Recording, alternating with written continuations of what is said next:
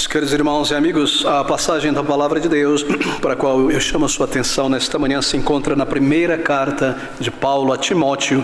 Eu abro no capítulo de número 3 para ler o versículo 1 Timóteo 3, versículo 1.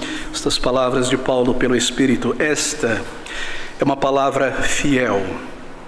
Se alguém deseja o episcopado, excelente obra deseja. Bem, nosso título nesta manhã, dando continuidade às nossas considerações iniciadas domingo passado sobre a igreja, o governo da igreja, é presbíteros e pastores. Esse é o nosso enfoque nesta manhã na palavra do Senhor. Queremos dar continuidade e no próximo domingo, o Senhor permitindo, lidar com o diácono, a assembleia da igreja e o relacionamento do crente com o seu pastor, com seus presbíteros. Mas hoje, em particular, o que a Bíblia, a Palavra de Deus, ensina sobre o governo da igreja, presbíteros e diáconos. Bem, a nossa intenção é considerarmos os dois únicos ofícios bíblicos na igreja. Ao falarmos sobre governo em uma igreja local, é claro, nós necessitamos sempre lembrar, sempre reafirmar que Jesus Cristo é a única cabeça deste corpo que é a igreja. Não há outra cabeça, nem ele compartilha a condução da sua igreja com qualquer um. E o Senhor, ele declara a sua vontade, governa e conduz a sua igreja através dos seus ditames, da sua palavra. A sua palavra é o cetro, o governo da sua autoridade. De maneira que seus servos, responsáveis pela condução aqui da igreja local, se submetem à palavra do Senhor para conduzir a igreja pelo governo de Cristo Jesus, o Salvador. Em Colossenses capítulo 1, versículo 18, o apóstolo Paulo, pelo Espírito, declara que o Senhor Jesus Cristo é a cabeça do corpo, a igreja. E ele não divide com absolutamente ninguém esta autoridade, nem com concílios de pastores, de bispos, nem com sínodos ou qualquer outra pessoa ou grupo de igrejas reunidas. A sua autoridade permanece e é nela que nós buscamos toda a direção para a vida da igreja local. Bem, embora, é claro, o poder absoluto pertença ao Senhor Jesus Cristo, é evidente na palavra de Deus que o Senhor conferiu a seus próprios servos, em particular os apóstolos, uma medida de autoridade, uma medida de poder. Poder ou autoridade que ele exerce, esses apóstolos exercem, conforme, mais uma vez, a direção clara do Senhor Jesus Cristo em sua palavra.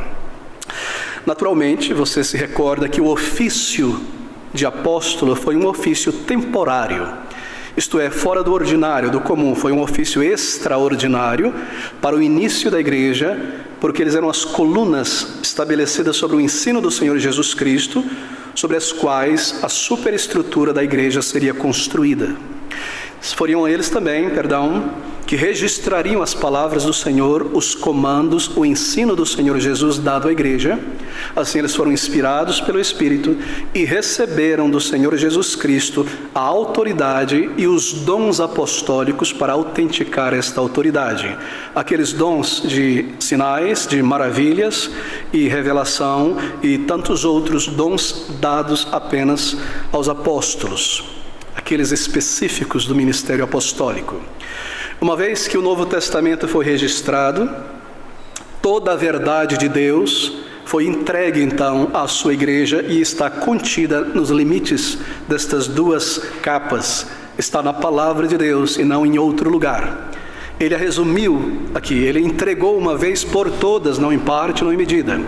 Assim, aqueles apóstolos que foram utilizados como instrumentos de Deus para a transmissão do Novo Testamento, para a instrução das igrejas locais, eles partiram, concluindo a sua missão, e o seu ministério temporário extraordinário cessou. Todavia, nós aprendemos também que com a passagem dos apóstolos, a natureza temporária do seu ministério, o Senhor também constituiu em sua igreja certos ofícios e certos oficiais para estes ofícios, que não seriam extraordinários para um tempo limitado, mas seriam ordinários para um tempo contínuo e até o final da igreja. Isso faz todo sentido, além do que está declarado aqui. Bem, Em Efésios capítulo 4 será o nosso primeiro texto para o qual nos voltaremos. No versículo 11 ao versículo 12, nós observamos esta verdade. Sobre Jesus, que Ele mesmo deu uns, está em ordem cronológica aqui, para apóstolos, e outros para profetas, e outros para evangelistas, e outros para pastores e doutores. Você percebe? Aqui estão estes ofícios ordinários, os extraordinários ficando para trás para o período inicial da igreja, e estes ofícios ordinários continuam. Nosso segundo texto que afirma isso é 1 Coríntios, no capítulo 12, versículo de número 28. 1 Coríntios 12, 28, o apóstolo inspirado diz assim: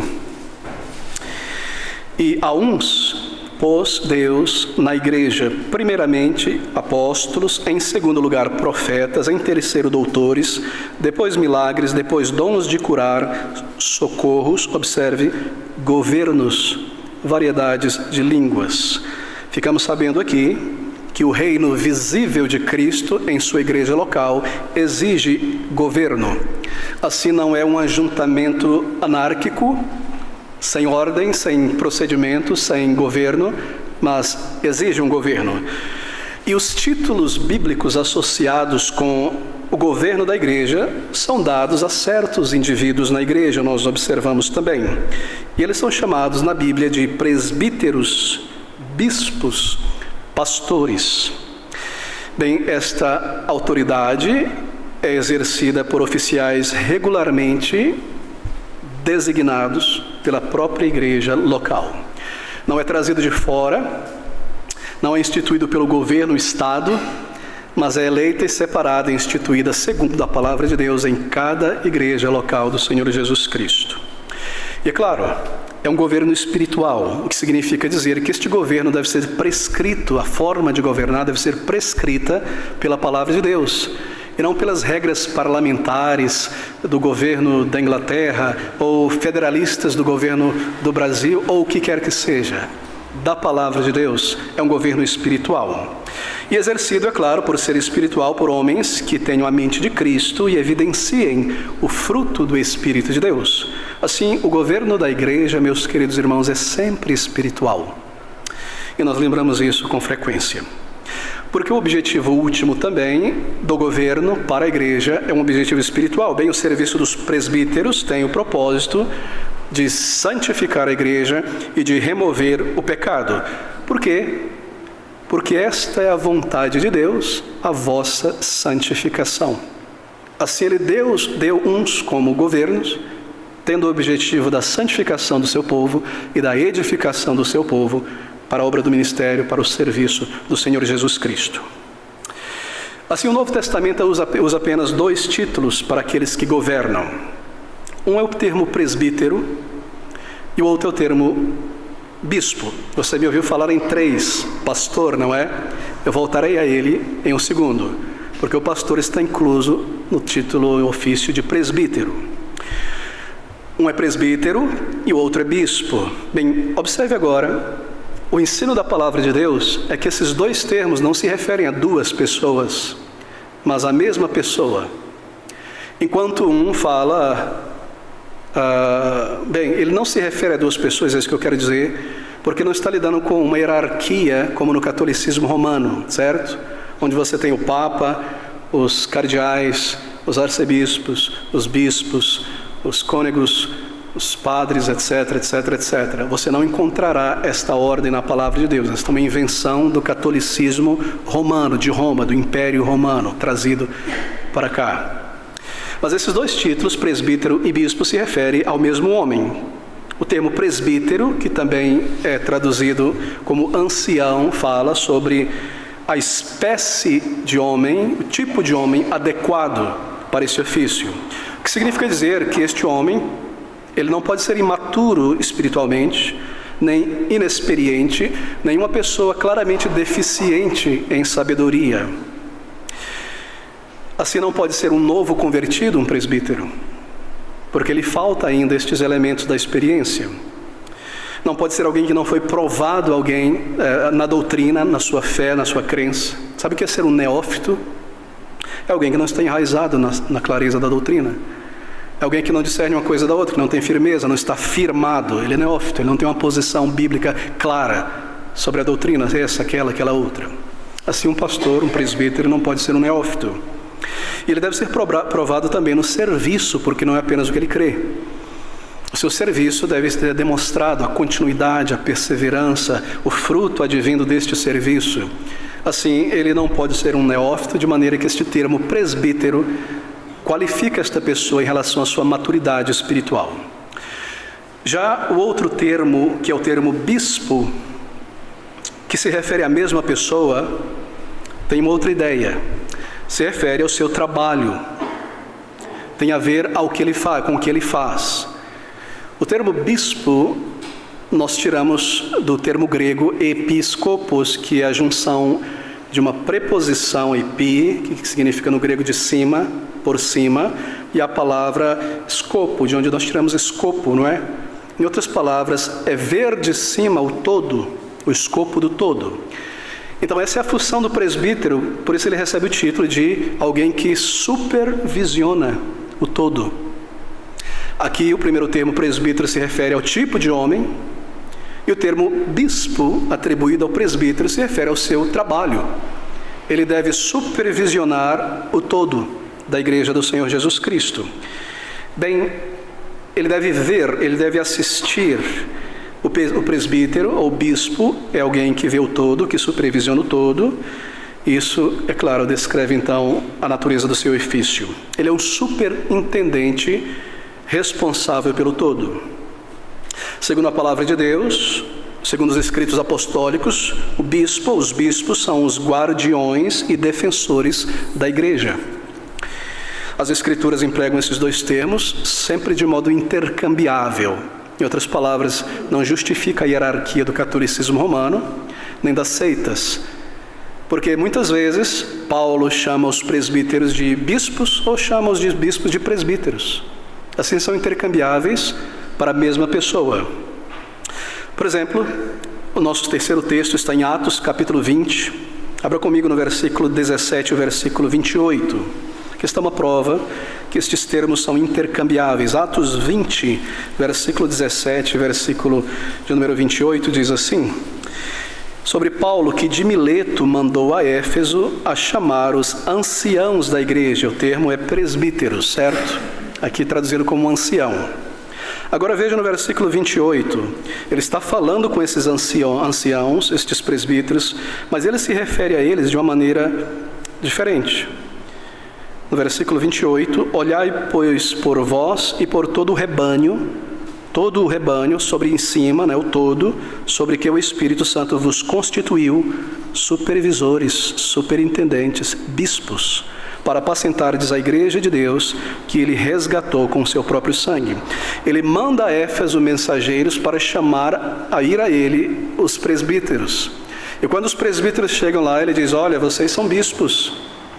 Olhe sobre o rebanho de Cristo pastoreando. Então são termos intercambiáveis dados às mesmas pessoas. E não uma hierarquia de termos, como afirma o catolicismo romano.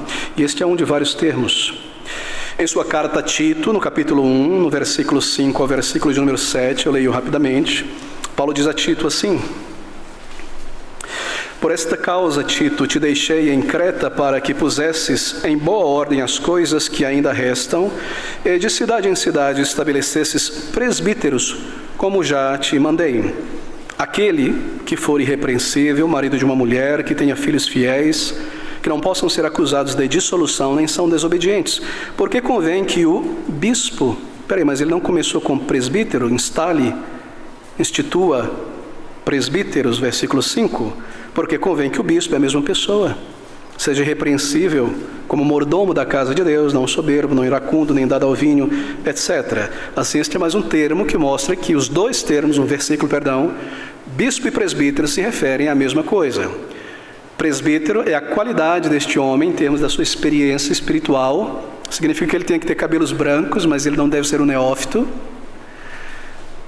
E bispo se refere ao seu trabalho, seu ofício, sua função de supervisão, de superintendência. Muito bem, assim, ele prescreve o ofício. Bem, a responsabilidade de um presbítero, um bispo, então, é de governar.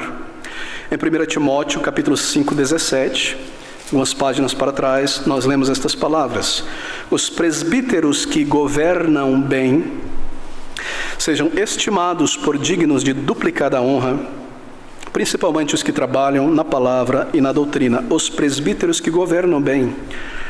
A responsabilidade de um presbítero na igreja é de governar. Bem, o que fazem os presbíteros na igreja? Governam. De acordo com a palavra de Deus, eles devem governar bem. E governar bem é segundo a palavra de Deus. Bem, a responsabilidade de um presbítero, então, é governar. Agora, entenda isso. Este ofício de presbítero, ele não nasce, ele não surge no Novo Testamento. Ele é uma continuidade do presbítero, do ancião do Antigo Testamento. A igreja endossa isso. Mas o diácono, que não é parte do governo da igreja, mas é um oficial da igreja, ele surge no Novo Testamento. Nós lidaremos com isso no próximo domingo. Este ofício de presbítero ou bispo não surge ali. Os judeus já tinham um ofício de presbítero ou ancião sempre associado ao governo de Israel. No Antigo Testamento você vê várias vezes o Senhor dizendo a Moisés: reúne os anciãos das tribos. Em Êxodo 3,16, Deus falou a Moisés: vai e ajunta os anciãos de Israel. Assim eles eram líderes reconhecidos pelo povo e eles eram os guardiões da lei em cada cidade. Há várias referências no Novo Testamento que falam sobre os que presidem sobre vós, os que vos governam. 1 Tessalonicenses 5, versículo de número 12, diz assim: e rogamos-vos, irmãos, que reconheçais os que trabalham entre vós e que presidem sobre vós no Senhor e vos admoestam. Em Hebreus 13, no versículo de número 17, vemos o mesmo ensino: obedecei a vossos pastores e sujeitai-vos a eles, porque velam por vossas almas, com aqueles que devem dar contas delas. Muito bem, aqui está. A referência se refere a presidir.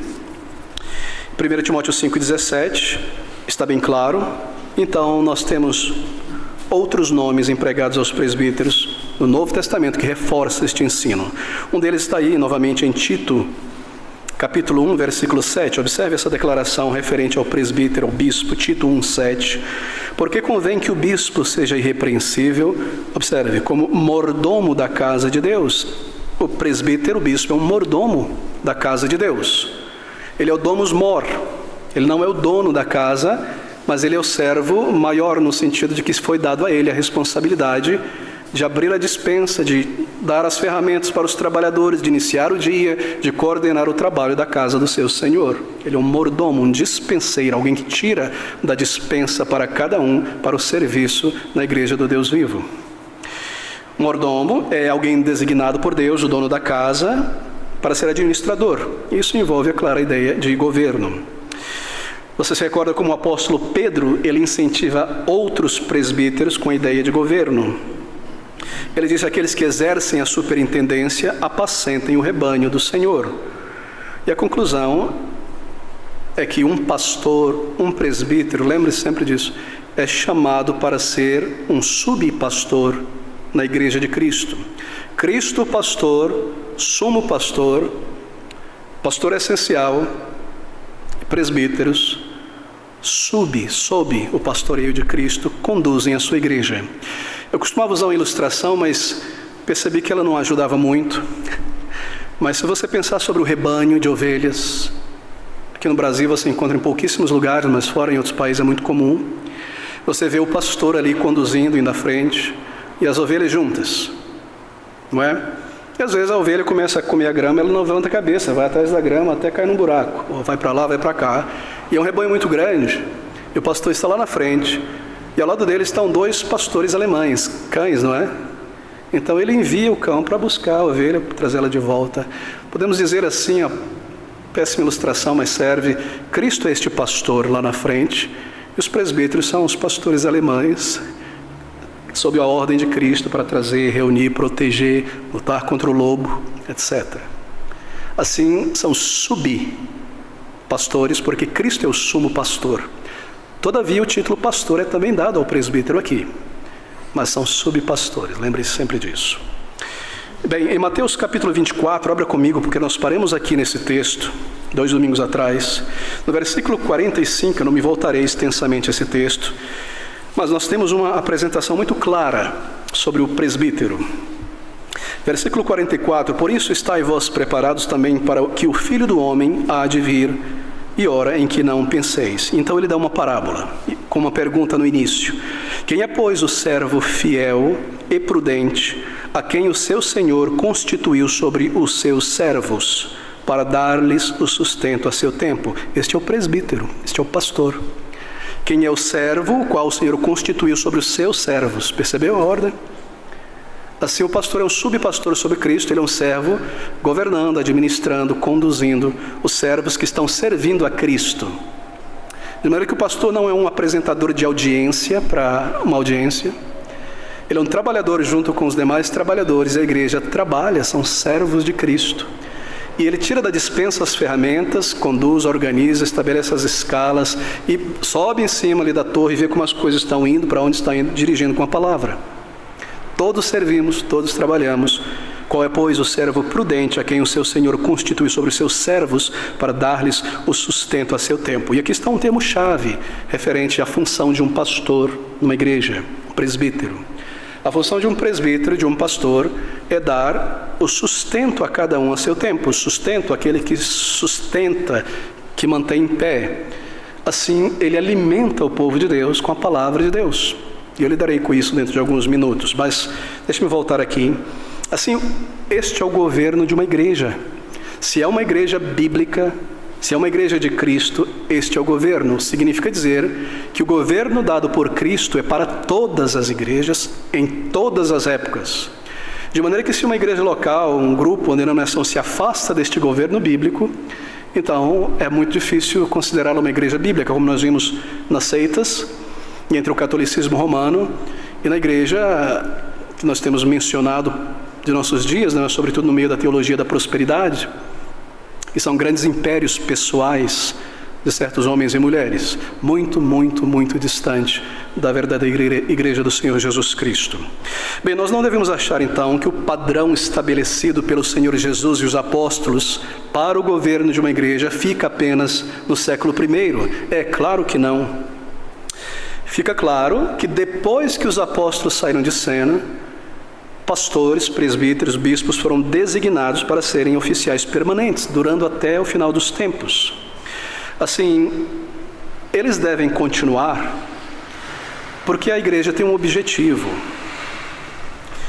Presbíteros, bispos ou presbíteros, pastores, devem continuar em todas as igrejas até o fim, até que alcance o seu propósito. Está lá em Efésios, capítulo 4, versículo 11 e 13, ou seja, até que todos os crentes sejam completamente aperfeiçoados. Efésios 4, 11, deixe-me lê-lo aqui. Estas palavras: e ele mesmo deu uns para os devem permanecer até o final, até que cumpra o seu objetivo em cada igreja local. Assim está muito errado aqueles que se afastam deste sistema bíblico dado por Cristo. Bem, de onde vêm então os presbíteros, bispos, pastores em uma igreja? Eles não vêm de seminários. Aqui está o grande erro, na minha opinião, das denominações neste aspecto. Em muitos lugares, a denominação, a convenção, o secretariado da convenção que envia um pastor, um presbítero para uma igreja local. Isso acontece nestes grupos que estão todos debaixo de um mesmo guarda-chuva administrativo, não é? Conectadas por esses canais, esses terminais vindo aqui da cabeça da liderança, Supremo Concílio, Sínodo, Bispo Supremo, Pai Apóstolo, o que quer que seja. Nesses lugares, eles mandam os pastores, os líderes, os presbíteros para as igrejas. Bem, isso é um método não bíblico, mas é algo novo. É assim que você faz. É uma companhia multinacional, entre uma empresa grande, tem sucursais. Você tira, não é o gerente daqui, põe para lá, põe outro gerente aqui, etc. Para estar funcionando, não está trazendo o resultado, não está crescendo, etc, etc, etc, etc, etc. Algumas chamadas igrejas tem até tem a mentalidade completamente comercial, de negócios, né? E eles estabelecem metas e alugam um local em determinada avenida, dão um orçamento, estabelecem ali o pastor, bispo, líder, e se em determinado período, em 6 meses, não alcançar um patamar de pessoas ou de entradas, eles simplesmente fecham. É como o McDonald's ou como qualquer outro comércio. Você percebe quão distante isso está da palavra de Deus? Bem, de onde então vêm as qualificações? De onde os presbíteros saem? Eles não saem de seminários, porque um seminário não forma um pastor é um chamado divino. Um presbítero também. O que um bom seminário bíblico instrumental pode fazer é afiar os instrumentos deste homem, para que ele sirva melhor, para que ele atue melhor. Bem, primeiro, o presbítero é um crente, é uma pessoa salva, separada do mundanismo como qualquer outro crente. É um crente como todos os verdadeiros crentes numa igreja local. Ele é membro da mesma família espiritual e ele é um herdeiro de Cristo junto com o povo de Deus também. Ele é uma pessoa que ama a Cristo, que conhece a palavra e que se submete à palavra de Cristo para vivê-la.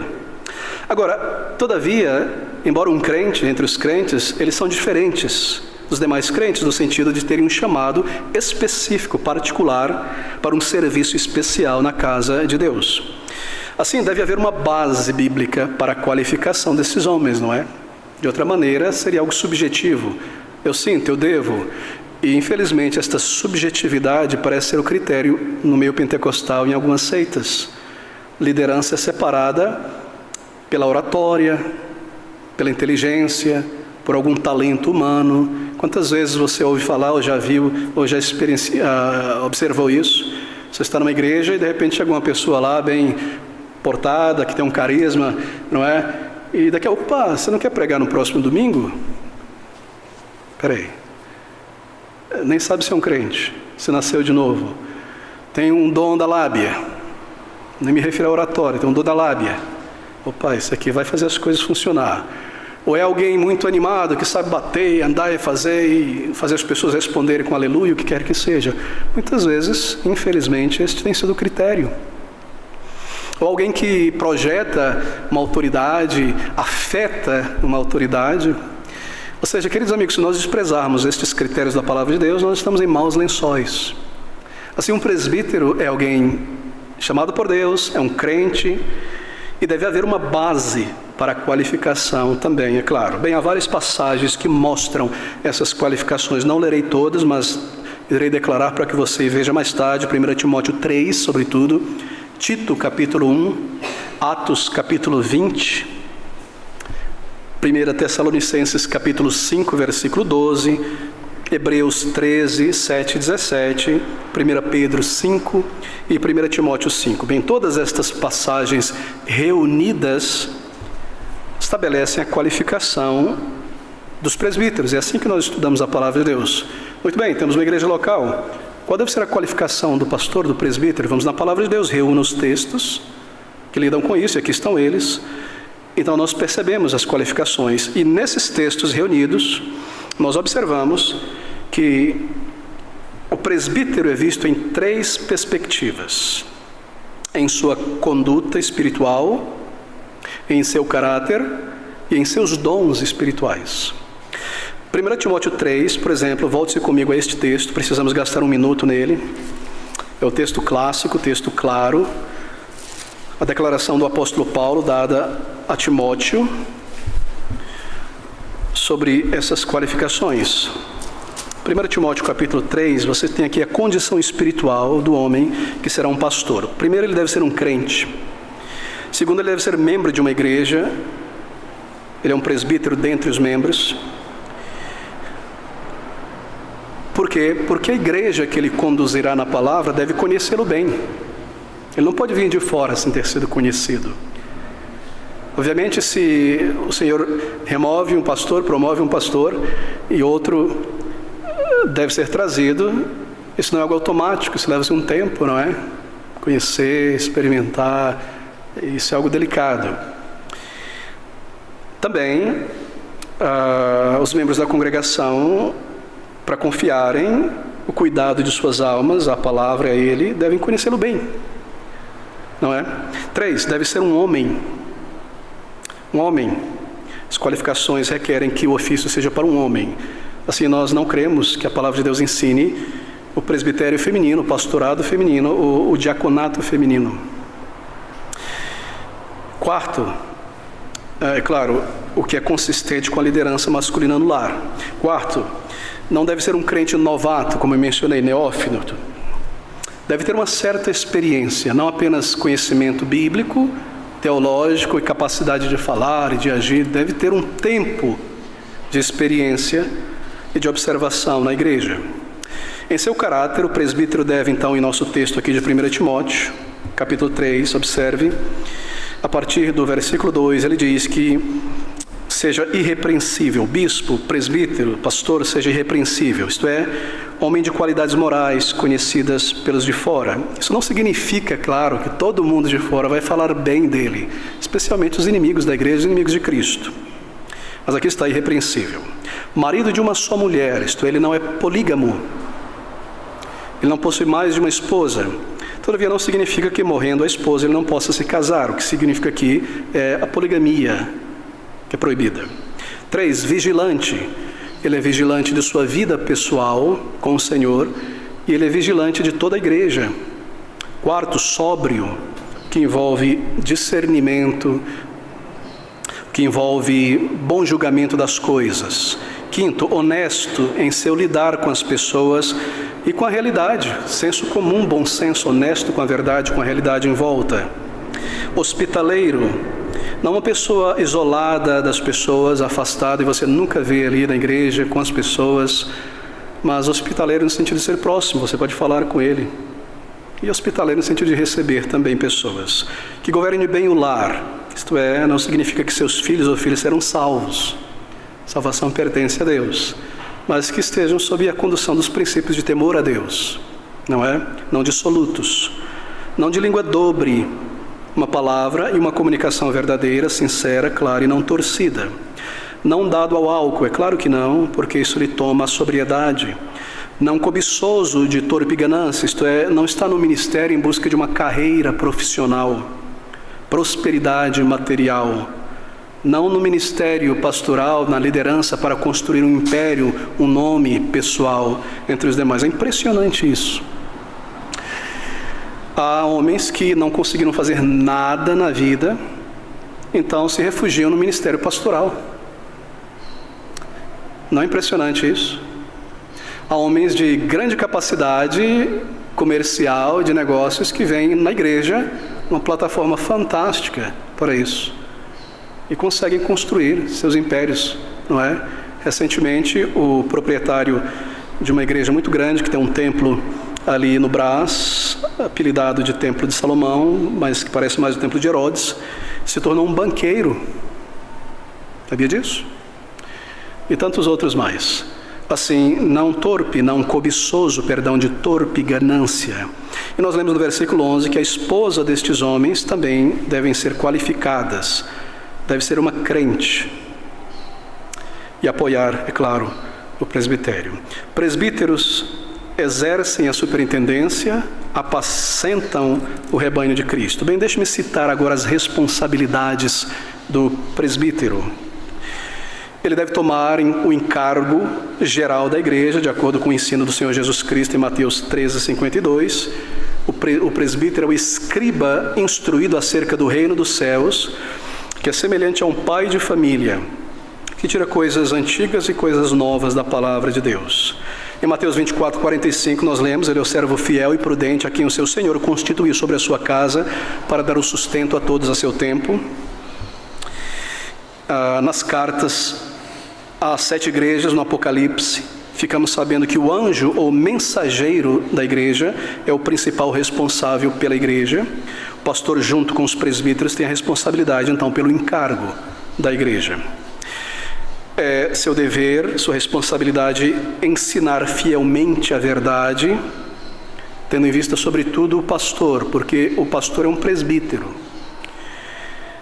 Tendo em vista a edificação do crente, o treinamento, a submissão à vontade do Senhor, é sua obrigação ministrar as ordenanças comandadas por Cristo, o batismo de crente, a ceia do Senhor de maneira correta e não irreverente, mas segundo o comando bíblico e para pessoas idôneas. Orar pela igreja é sua responsabilidade, ele tem que se entregar à oração e os ministros devem ter um ministério de intercessão, orar pela igreja, por cada um que pastoreiam. Devem assistir aos atribulados ou abatidos, e ele fará isso manejando bem a palavra de Deus, porque é daqui que vem o bálsamo, o remédio, não é? Nós vemos isso em 2 Timóteo 2,15, dividir bem a palavra de Deus. Dividir bem, aqui está um tesouro, aqui está uma apoteca, uma farmácia, aqui está uma mesa cheia de alimentos. Ele deve dividir bem, ele não pode dar para um bebê uma coxa de frango com osso, não é? Ele deve trazer a nutrição, a proteína, o carboidrato. Ele deve dividir bem os instrumentos, o que é doutrina, o que é ensino, etc, etc. Porque ele é um mordomo, ele é um dispenseiro, ele tem que dominar a palavra de Deus, no sentido de dividi-la bem, separá-la bem, para cada um uma porção de ânimo, de encorajamento, de disciplina, porque vem da palavra e supõe-se que ele deve ministrar a palavra. Assim ele assiste os atribulados, provendo a cada um com a palavra que ele ou ela precisa. É seu dever defender a igreja contra o mal. Os presbíteros mestres têm que vigiar qualquer sinal de perigo que se aproxime de dentro ou de fora da igreja. Nós vemos isso em vários textos, Ezequiel 3, Isaías 62, 2 Timóteo 4, 5. Eles devem pregar a palavra, instar o crente com a palavra a tempo e fora de tempo. Eles devem redarguir com o crente, repreender e exortar com toda a longanimidade e doutrina, a partir da verdade da palavra de Deus. É assim que deve ser feito. Meu irmão, minha irmã, você não percebeu que a palavra de Deus diz isso? Você está fora de ordem nisso. Meu irmão, você tem esquecido promessas, está aqui, a palavra do Senhor é da palavra. Deve ser responsável pela condução das admissões e exclusões de membros. Lembre-se que foram os presbíteros de Éfeso que o apóstolo Paulo disse, lá em Atos 20, 28 a 31. Olhai, pois, por vós e por todo o rebanho sobre que o Espírito Santo vos constituiu bispos, superintendentes. E ele advertiu aqueles bispos, aqueles superintendentes, que depois da sua partida entrariam naquelas igrejas lobos cruéis, que entrariam no rebanho e que também dentre eles próprios se levantariam alguns que efetivamente buscariam atrair os discípulos após si para fora da igreja. Bem, à luz disso, Paulo lhes disse que vigiassem. Por que dizer aos presbíteros para vigiarem? Para deixar claro que é deles a responsabilidade de conduzir a igreja no recebimento de membros ou na exclusão de membros. O Senhor confiou aos presbíteros a chave. E assim os presbíteros conduzem o processo de recebimento de membros e de exclusão de membros. A igreja irá participar disso. Nós chegaremos à função e à participação da reunião da Assembleia da Igreja. Bem, é função, responsabilidade do presbítero velar pelo comportamento dos membros. Claro, essa é uma responsabilidade de todos nós aqui. Ninguém pode se excusar, escapar disso por temor ou por vergonha. Mas é particularmente dos presbíteros velar pelo comportamento dos membros. Lembre-se das palavras de Paulo em 1 Tessalonicenses 5, 12 a 13. E rogamo-vos, irmãos, ovelhas, rebanho, igreja, que reconheçais os que trabalham entre vós, presbíteros, e que presidem sobre vós no Senhor, e que vos admoestam, que os tenhais em grande estima e amor por causa da sua obra. Tende paz entre vós, velar pelo comportamento dos membros. Assim, meus queridos irmãos, algumas pessoas se exasperam ou por ignorância bíblica ou por orgulho mesmo. Quando o pastor precisa chamá-lo para demonstrar e conversar, ele está cumprindo a responsabilidade que lhe foi dada. E ai dele se não cumprir. Assim, quando o pastor lhe chama à parte para conversar, lembre-se disso, ele não está apenas vindo ali a partir da sua opinião, a partir de algum sentimento particular unicamente, mas ele está cumprindo o comando de Cristo. Trazer cada um à parte. E a função pastoral dá um toque no timão, não é? Quando as coisas estão começando a desandar em qualquer aspecto da vida da igreja. Assim, não pense no pastor, ele não gosta disso, ele prefere isso e aquilo. Essa é uma responsabilidade dada. E pastorear é basicamente isso. dar um toque no timão. A igreja é conduzida pela palavra, pelo Espírito, mas quando as coisas estão se desordenando, se esfacelando, ou dando sinal para que isso aconteça, o pastor deve dar um toque no timão. Claro, com gentileza, e o crente deve, como o apóstolo Paulo diz, submeter-se, ouvir, atentar. Tenhais em grande estima os que presidem sobre vós. Assim não é algo fora do natural, fora do comum, não é? E o pastor, ele deve fazer isso com toda a gentileza, a partir da palavra de Deus, não é? Assim, outras vezes com muita firmeza, dependendo da ovelha ou do estado dessa ovelha. O rebanho e a ovelha é uma ilustração fabulosa da igreja. Quanto mais eu penso sobre isso, me parece que o Senhor criou a ovelha apenas com esse propósito, por causa da igreja. E o pastor também, esse ofício, esse trabalho, porque ele representa de uma maneira fantástica. Observe a ovelha, quão facilmente ela é inclinada a vagar. Ali ela daqui a pouco se perde para lá do rebanho, a cair no buraco, a se sujar, a se perder, a desobedecer, não é? Ou como ela ouve a voz do pastor. Às vezes pega a ovelha do buraco, estou pensando no pastoreio, vi isso muitas vezes na Inglaterra. Tira a ovelha do buraco, carrega, e a ovelha está dando pescoço para levar de volta, e a igreja está dando, a ovelha está dando coice. Ou quer morder a orelha do pastor. Não é impressionante isso? A debilidade da ovelha, como nós somos débeis muitas vezes diante do Senhor. A resistência, a facilidade da ovelha adoecer e morrer, muito fácil uma ovelha adoecer. Com que facilidade ela se afasta do rebanho, em busca de pastos mais verdejantes em outro lugar. É impressionante, é impressionante. Assim Deus coloca essa responsabilidade sobre os presbíteros, serem vigilantes e de velar pelo comportamento, pela ordem na casa do Senhor.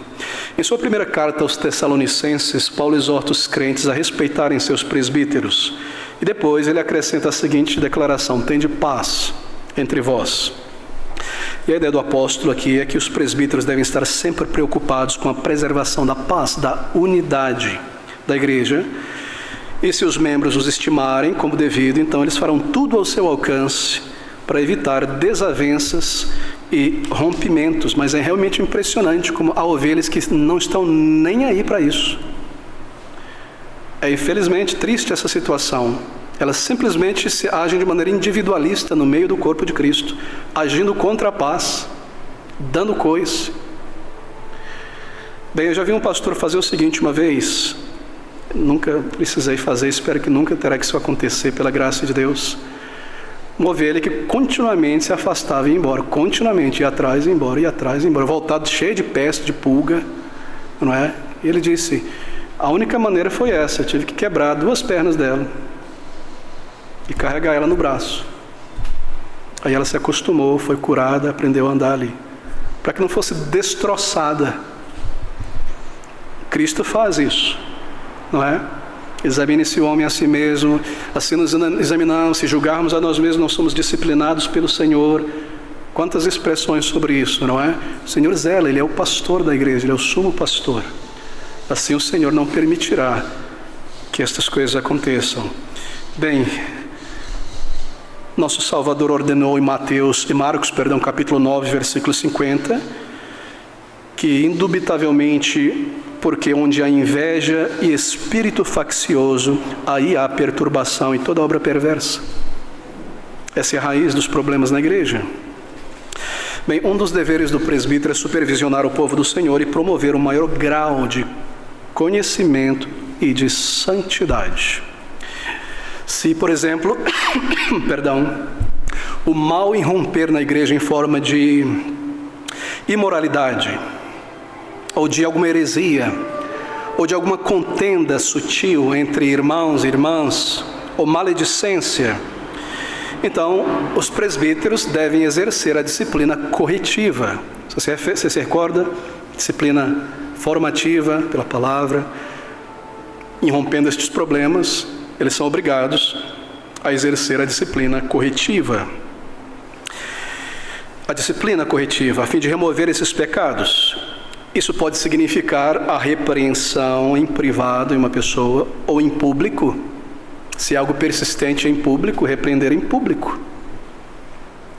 Mas normalmente em particular. Isso pode significar também a suspensão desta ovelha das ordenanças da ceia do Senhor e de privilégios especiais como evangelismo, servir ao Senhor ou de algum serviço na casa de Deus.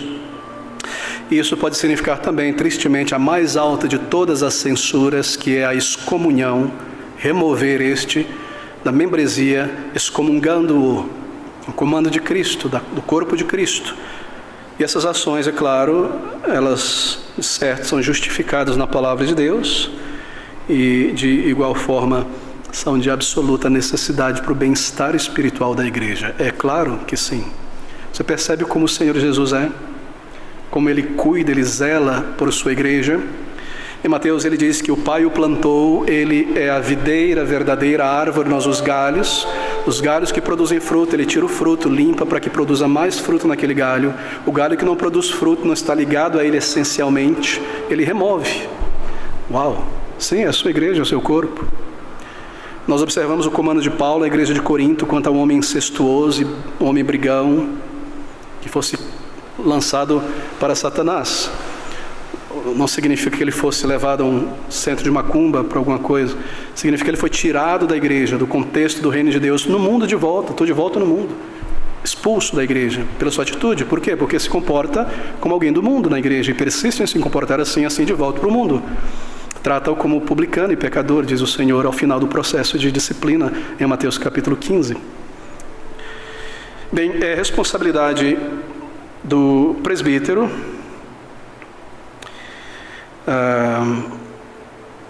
julgar as questões relacionadas à doutrina e à prática da igreja. Em Atos 15, houve uma controvérsia lá sobre se a circuncisão era indispensável para a salvação. Paulo e Barnabé vão a Jerusalém com uma reclamação aos demais apóstolos e anciãos, e nós lemos que eles congregaram ali, os líderes, os anciãos, para considerarem aquele assunto, e o resultado foi que eles deliberaram ali um conselho, uma decisão, que foi transmitida aos irmãos. E o princípio aqui é claro: se é uma controvérsia que pareça crucial para a pureza, a paz da igreja, cabe aos presbíteros discernirem nas Escrituras o que é verdadeiro e certo e assim orientar a igreja. E por fim, mas não por último, cuidar da alma, das almas do povo de Deus. Em 1 Timóteo 3,2, nota-se que o presbítero deve estar ser apto a ensinar. Bem, às vezes é necessário ao presbítero orientar um indivíduo ao arrependimento e a um caminhar mais próximo de Deus. Isso acontece e a ovelha deve estar atenta a isso. Agora, é claro, o presbítero, eles devem agir de modo espiritual, sempre lembrando que o Senhor confiou a eles as almas redimidas, imortais do seu povo. Ele é um mordomo na igreja. Muito bem, eu mencionei que faria a diferenciação aqui na palavra de Deus, observaria entre o presbítero e o pastor. E é muito simples, nós já vimos que todos os presbíteros são designados para governar uma igreja, porém, alguns deles, dos presbíteros, não todos eles exercem também um ministério público de ensino. Um dos presbíteros, que exerce o governo na igreja, a superintendência também, exercerá um ministério público de ensino. Assim, esse é o pastor. Por quê? Porque ele está tomando o cajado da palavra de Deus para conduzir toda a igreja. Os presbíteros fazem isso, mas um deles se dedicará, e se dedicará mesmo, porque isso toma todo o seu tempo, a estudar, a oração e ao ensino. Bem, ele exercerá, ele recebe, é claro, do Senhor um dom para isso. Ele exerce o ministério público de ensino, e entre os presbíteros, este recebe o título de pastor. Ele é o ministro da palavra na igreja, aquele que ministra a palavra, daí nós chamamos de ministros, porque ministram a palavra, nesse sentido. E ele é o oficial da igreja que preside sobre os demais presbíteros. Presidir, meus irmãos, quer dizer, é uma reunião de presbíteros, tem que ter alguém que conduz, abre a ata, a pauta, preside, etc. Esse é o presbítero que preside a igreja também na reunião. Por isso é chamado de o presidente, nesse sentido. 1 Timóteo 5,17, há uma importante distinção entre... Eu gostaria que você abrisse agora, porque há uma distinção muito clara aqui no ofício de presbítero nesse texto. 1 Timóteo 5,17. Ouça essas palavras.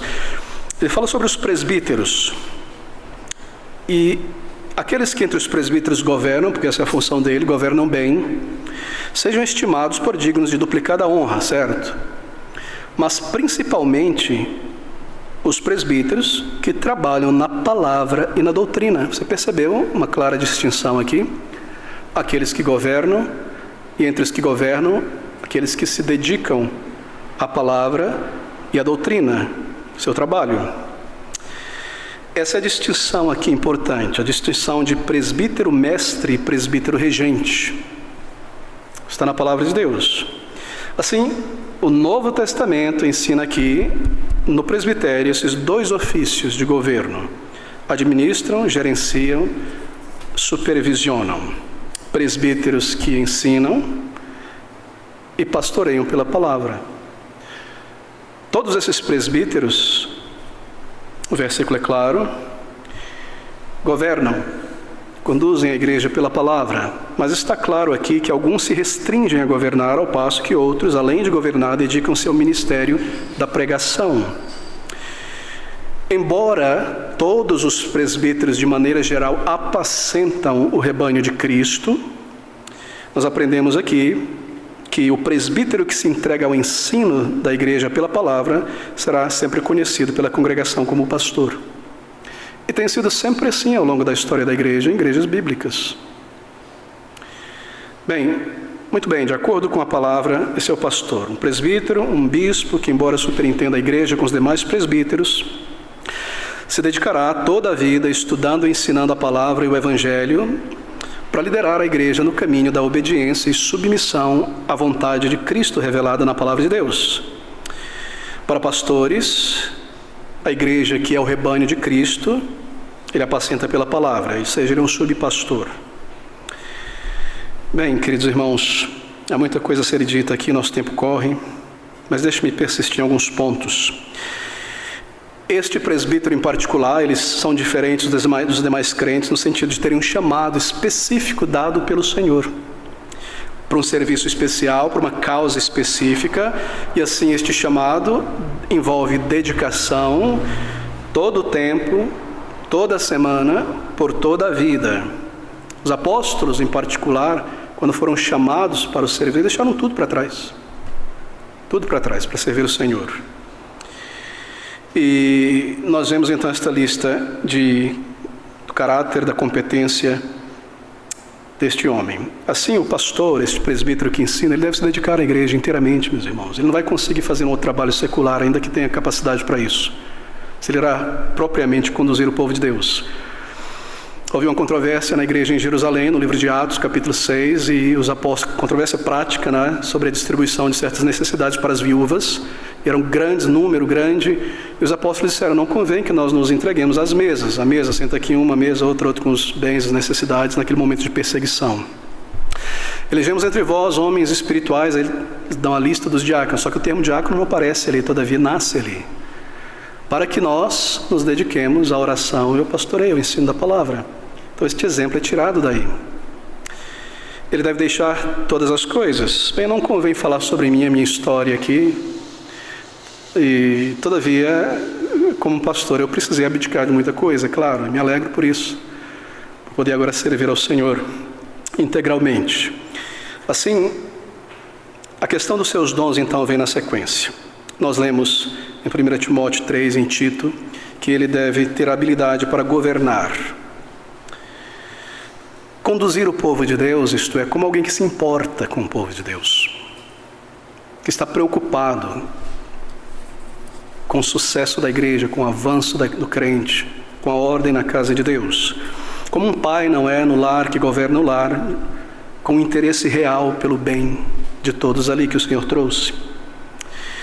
Lhe é dado do Senhor o dom de ensinar. Devo gastar aqui 1 minuto apenas, no versículo 2 lá de 1 Timóteo 3. Ele recebe o dom de ensinar, mas isso não significa que somente ele tem a habilidade de pregar em público, não. O dom de ensinar, ele envolve uma habilidade de explicar corretamente a palavra de Deus. Explicar de maneira consistente às pessoas, seja no ensino em público ou seja no aconselhamento pessoal. ao evangelizar ou a refutar aqueles que estão em erro, mas é claro, ele tem a capacidade também de ensinar em público a palavra do Senhor, o que envolve uma boa compreensão extensiva e aprofundada do ensino das Escrituras, da doutrina da fé. E veja, meus irmãos, esse é um dom de Deus, o dom de ensino. Muitas vezes, nem todas as pessoas que sobem ao púlpito para pregar ou ensinar têm o dom de ensino.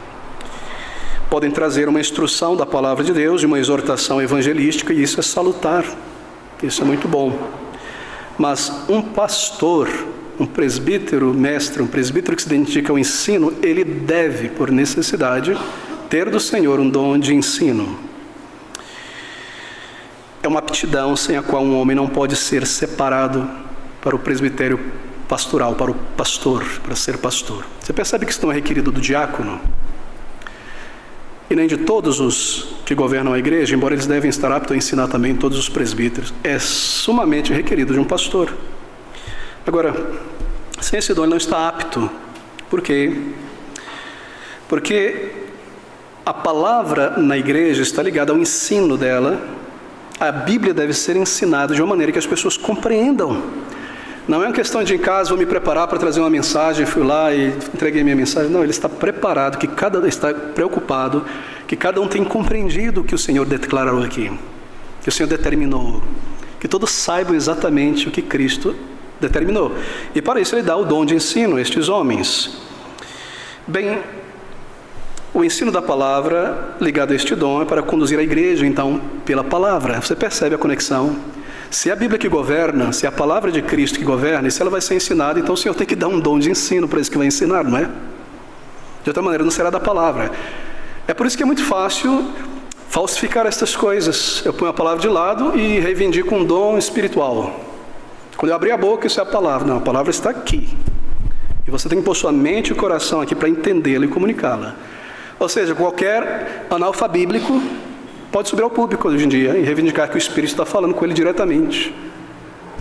Mas isso, além de ser uma estupidez, tratar pessoas adultas como pessoas incapazes, é também uma grande mentira. E por último, uma grande desobediência, porque aqui está o livro divino, a vontade de Deus. Assim, certamente, se toda a igreja está ligada à palavra, e o ensino da palavra é conduzida pela palavra, o Senhor deve dar dom de ensino para que a pessoa se dedique, compreenda e traga, informe a vontade do Senhor. Bem, esse é um dom de Deus. Um dom de ensino, veja, o dom de ensino, dom dado por Deus, não é uma mera capacidade de comunicação, não é ser um comunicador.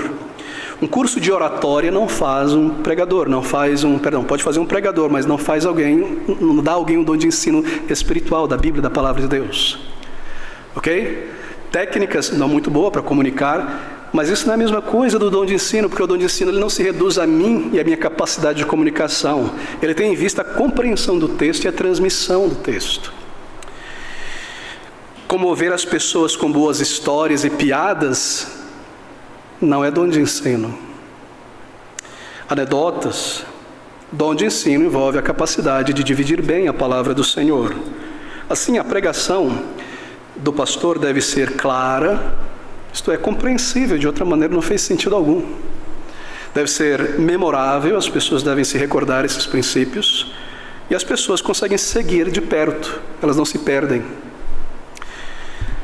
Deve ser dignificante, porque é a palavra de Deus. Deve educar o povo de Deus nas verdades espirituais e como pessoas, como seres humanos, e edificar as suas mentes. Seu dom de ensino se aplica em 5 áreas principais. Primeiro, ele deve evangelizar pela palavra, pregar o evangelho, lançar a rede aos eleitos. Segundo, ele deve ensinar as doutrinas da fé na palavra, pregar todo o conselho de Deus espalhado pela palavra de Deus. Terceiro, ele deve exortar com a palavra. Crentes devem ser exortados sobre suas falhas, admoestados quanto a deveres e a maneira certa de viver a vida cristã, encorajados na caminhada, nos desafios, olharem para o Salvador, amarem a palavra do Senhor, estudarem a palavra como por si mesmos, conseguirem estudar e compreender a palavra de Deus, de maneira que quando eles leem a Escritura em casa ou aqui, por si mesmos, seus corações são aquecidos, aprendam a manusear a palavra de Cristo e a Escritura seja levada ao coração. O dom de ensino também é aplicado ao ministério de advertência. É muito importante em nossos dias o ministério de advertir, soar a trombeta no arraial do povo de Deus, dos erros, dos males que estão entrando no meio do povo de Deus. Esse é um ministério requerido, necessário. Assim, um curso de seminário não transforma um homem em pastor, nem um curso de oratório, o que quer que seja. Nem mesmo a habilidade ou coragem de falar em público, desempenho nisso é um chamado, certo? Esse é um chamado para homens espirituais e é reconhecido pelo povo de Deus na igreja local e confirmado pelo Senhor na prática, no caráter e nos frutos. Bem, deixe-me falar aqui, dom de ensino. Me perguntaram outro dia, como, eu não me lembro sobre minhas filhas ou outras pessoas, eu tive um professor, disse a pessoa, eu detestava matemática, mas com esse professor me maravilhei com matemática. Eu aprendi mesmo. E eu aprendi a gostar. E aí entrou o ano seguinte, veio um outro professor, e não foi a mesma coisa. E no ano anterior, daquele professor, eu detestava matemática. Mas espera aí, todos os três são professores. Foram receberam uma qualificação, estão lá, não é, regularmente, formados, instituídos como professores. Qual é a diferença? A diferença é a seguinte, estou agora falando humanamente, não espiritualmente, mas vou aplicar isso espiritualmente. A diferença é essa, você talvez tenha passado por uma escola ou pela faculdade. Na faculdade, sobretudo, se torna mais claro. Há professores que são exímios pesquisadores. Eles escrevem artigos facilmente, seus artigos estão nas revistas científicas. Fantástico a pesquisa deles, a capacidade deles. Mas quando eles entram em sala de aula para ensinar, é realmente terrível, é maçante, ninguém consegue aprender direito. E as pessoas se desesperam, como pode esse gigante na pesquisa não produzir sentido? E há outros que conseguem transmitir com tanta clareza que inspiram e que conduzem as pessoas a aprendem e saem dali formadas e aptas a exercer o que devem exercer. A diferença é essa, isso vem na formação. É um talento, penso eu, uma habilidade inata que é desenvolvida. E eu percebi da seguinte maneira em minha própria observação. Um professor será aquele que, junto com os demais estudantes, está ali ele aprendendo, porque ele não nasce professor, ele está aprendendo o beabá, ele está aprendendo o ofício, ele está aprendendo o trabalho, a arte, o que quer que seja. A diferença entre ele e os demais colegas é a seguinte: os demais estão aprendendo como ele está aprendendo, recebendo. Mas em sua mente, porque ali vai estar o talento inato, talvez não percebido ainda, conforme ele está aprendendo a matéria, o assunto, recebendo como os demais estão recebendo, a sua mente está disposta, inclinada a observar também a maneira como ele está sendo ensinado. Ou seja, ele compreende a teoria do conhecimento, não vou entrar nisso, epistemologia. Ele está aprendendo, a informação está vindo, mas ele consegue ver a maneira como essa informação está vindo, observando como é que esse professor está me ensinando, a didática, etc. Isso fica nele. De maneira que depois que ele aprende o conteúdo, ele também já sabe como entregar o conteúdo. Certo? Então, quando você vê uma pessoa que tem um grande conhecimento aqui, mas não consegue transmitir, é porque não há o talento, o dom, a habilidade natural de ensino. Procure um outro.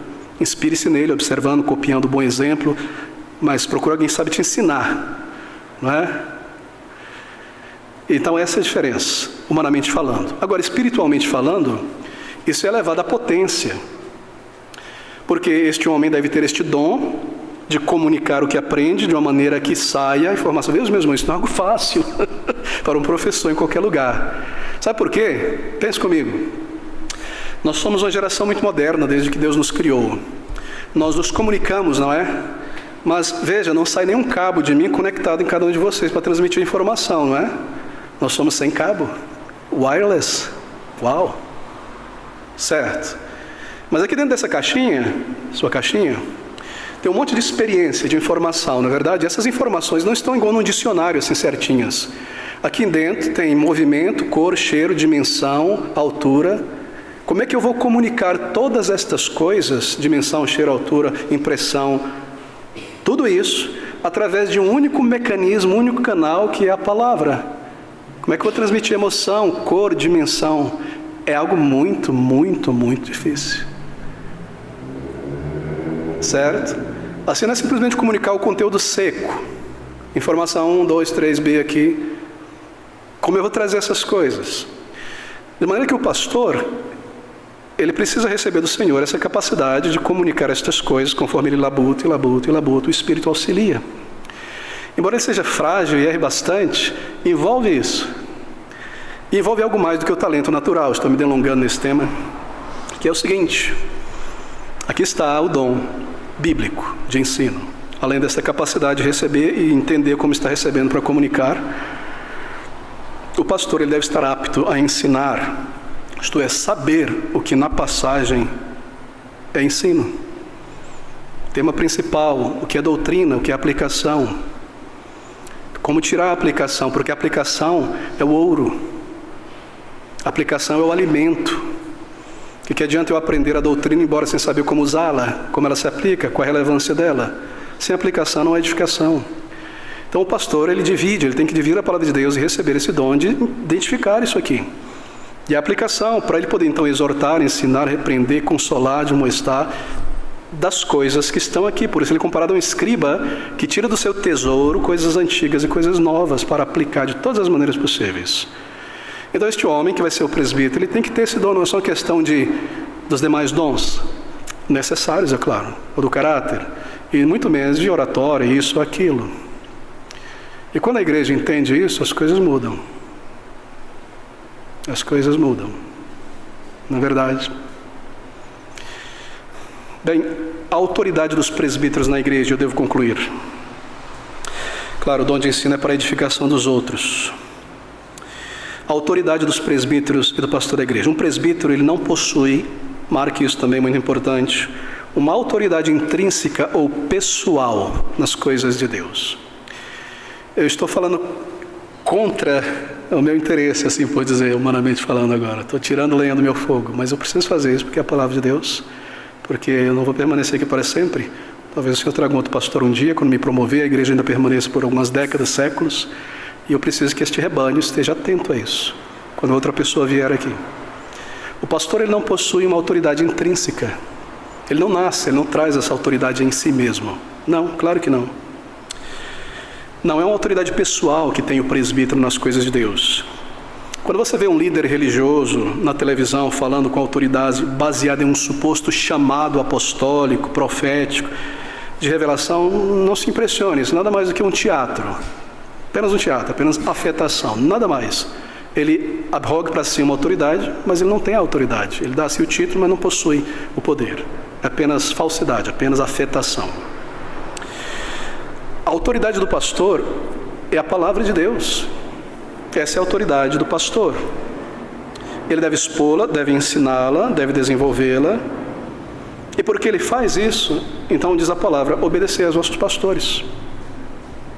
A obediência é conforme ele está na palavra de Deus, e não conforme ele teve uma revelação, ou ele tem um título de pastor, seu ofício. O ofício em si não traz autoridade.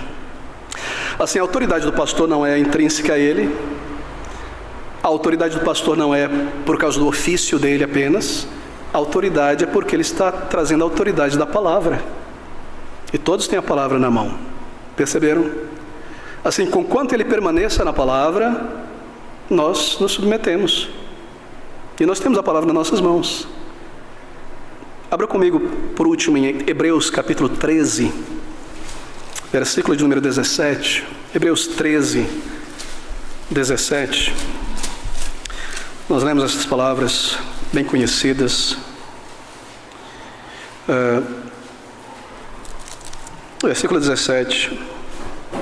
Obedecei a vossos pastores. Você percebe? A palavra obediência está aqui. Não foi eu que coloquei ela, não. Só que é uma palavra dura para o ouvido moderno, não é? Mas ela está aqui. É um comando à igreja. Obedecei a vossos pastores e sujeitai-vos a eles, porque velam por vossas almas como aqueles que hão de dar conta delas. Como eles fazem isso? Com a autoridade da palavra de Deus. No momento que doutrinas e ensinos se afastam da palavra de Deus, ele não tem autoridade para estabelecer isso.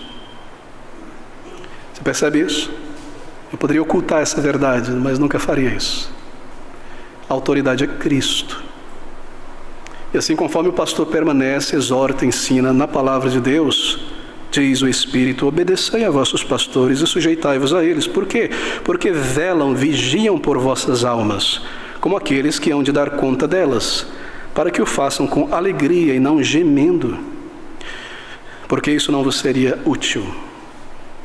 E há outros versículos tantos. Bem, eu devo concluir por aqui, não tenho tempo de mencionar a Assembleia da Igreja ainda, mas...